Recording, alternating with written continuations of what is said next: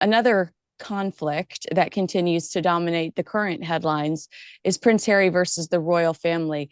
Yeah. I don't live in the space where I see a reunion happening in September around the Well Child Awards. I'd love to know your opinion about that.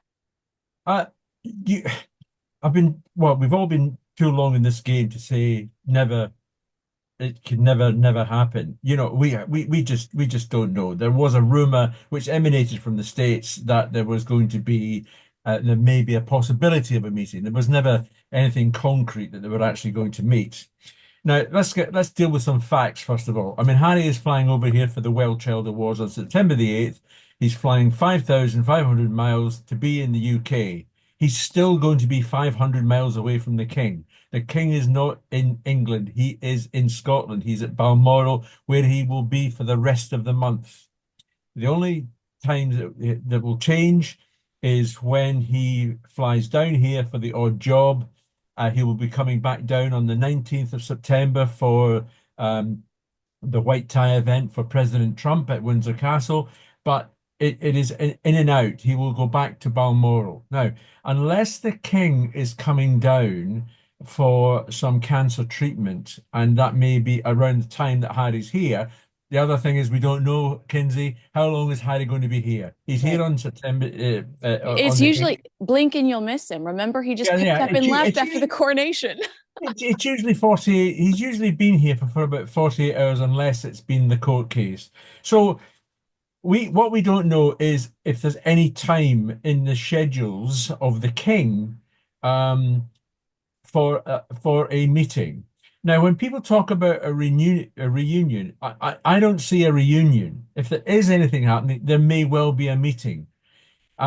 Because we're now talking about, forget about the king, forget about he's a prince. We're talking about a father and a son who are estranged for a whole variety of reasons.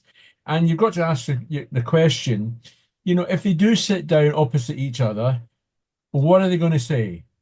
How are they going to approach it? Someone's going to have to break the ice and say, I'm sorry. Now, is that going to be the king? I doubt that very much. Is it going to be Harry? Well, he hasn't shown any sign of saying sorry about anything just lately at all. So it's very difficult to work it out, and no one is saying, anything very much. I mean, we had the meeting in London of Harry's people, and one of the Suspiciously king. leaked. I mean, doesn't it concern you that we know about that meeting? Oh, I am convinced it was leaked from Harry's side. I have no doubt of that whatsoever. I mean, I know the people involved in that story, particularly the photographer. This is not a paparazzi photographer. This is someone who is a newspaper photographer who works on information given to him by his bosses, his news desk, his picture desk. So they knew what was going to happen. They knew where it was going to be. He was there. Now, isn't it incredible? This is supposed to be a top secret meeting, but they sit in the open air for about 5, 10 minutes, long enough for a photographer to click away. I mean, photographers don't need that much, not with motorized cameras and everything else. So, yeah, Also, I and mean, who did it benefit? Prince Harry continues to lose staff at Invictus. sure. He's in the last few hours lost someone that important to him at Travelist. He's lost Senabale. He has the African Parks charity scandal that hangs over his head Yeah, that he yeah, yeah. refuses to acknowledge. Meghan, what's going on with Meghan? I mean, where do we begin with Meghan Markle, the Miss I Hate Pantyhose? I just feel like the only person that had anything to gain from leaking that meeting is Harry and Meghan because they realize that there is a extreme decline in their popularity because of their lack of proximity to the British royal family lately. And also, you've got to remember as well that this whatever meeting, if a meeting happens between Harry and the king, it's not just about those two. There are various other people involved in all this as well. There's William, who we know is not keen on any reconciliation whatsoever. So, and that goes for Catherine as well. But of course, we've got the other part of it, which is an even more important part, is Meghan. Now, I'm still of the camp that believes that Meghan will never set foot in this country again. Now, if she doesn't come back to this country, it means that Archie and Lilibet won't come back either, which further gives more discomfort for the king and not seeing his American grandchildren. Doesn't wait, I'm sorry to interrupt you, and don't forget where you're going with this, but I Yeah, just want to say there is a cruelty, and we're going to sure. talk about Diana here, but this is a man with cancer that Yeah, requires him to fly or to be in London 3 times a month for treatment. We're hearing from the palace that he's going to be quote unquote living with this cancer. Um, there is a cruelty in not making an effort to make sure the king sees his grandchildren. That's I think it's primarily Meghan, but obviously Harry's guilty of it too. sure. And we're going to talk about Harry and Meghan shoving Princess Diana 2.0 down our throats in a second. But when people try to tell you and me that Meghan is just like Diana, I know Diana was drama, but I don't think she would have kept her grandbabies away from their grandfather. No, I don't think so as well. I mean, just going back to the Meghan, so the Meghan factor is very, very important in all this. And of course, you could turn around and say, so you talked about cruelty, which you're absolutely correct. I totally agree with you.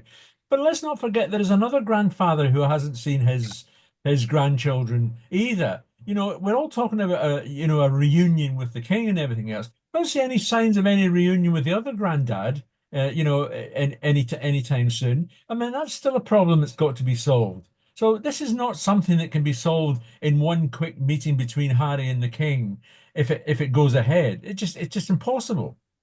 Doesn't that lead you to believe, though, that there's an ulterior motive in any sort of reconciliation with the royal family, and that ulterior motive is financial? I think financial is a big motive in all this. You opened up this discussion with their need to be connected to the royal family. Because if you take away the royal family element, if they're just plain Mr. and Mrs. Sussex, who cares, what they do and how they do it and what jams they make and everything else. It's not important. It's just it won't sell anything. So they need that raw connection.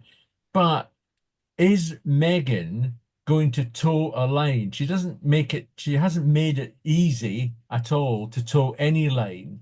I'm not talking about, being subservient or anything like that, but just being nice would be a change for Megan, to be It perfectly. would. It would be a big change for Yeah, it would Meghan. be a big change.